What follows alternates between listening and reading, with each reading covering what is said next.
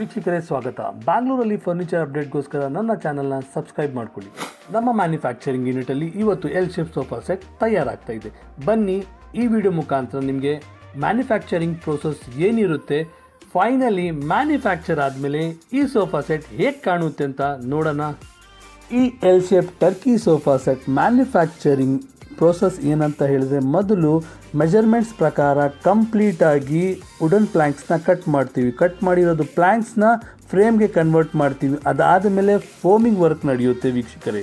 Foaming process ಆದಮೇಲೆ fabric ಆದಮೇಲೆ Q C ಒಳಗಡೆ ಇರೋದು ಸಪೋರ್ಟ್ಸ್ ಎಲ್ಲ ನೀಮುಡೆ ಇದೆಯಾ, 19 mm ಪ್ಲೈನೇ ಇದೆಯಾ ಎಲ್ಲ ನೋಡ್ಕೊಳ್ತೀವಿ. ಅದಾದಮೇಲೆ ಹಾರ್ಡ್ವೇರ್ ಹೇಗಿದೆ ಅಂತ ನೋಡ್ಕೊಳ್ತೀವಿ. ಅದಾದಮೇಲೆ ವೀಕ್ಷಕರೇ ಈ ಸ್ಟಿಚಸ್ ಯಾವ ಥರ ನೀಟಾಗಿ ಕ್ಲೀನಾಗಿ ಅಲೈನ್ ಆಗಿದೆಯಾ, each and every stitches equal ಆಗಿ ಡಿವೈಡ್ ಆಗಿದೆಯಾ ಅದೆಲ್ಲ ಚೆಕ್ ಮಾಡ್ಕೊಳ್ತೀವಿ.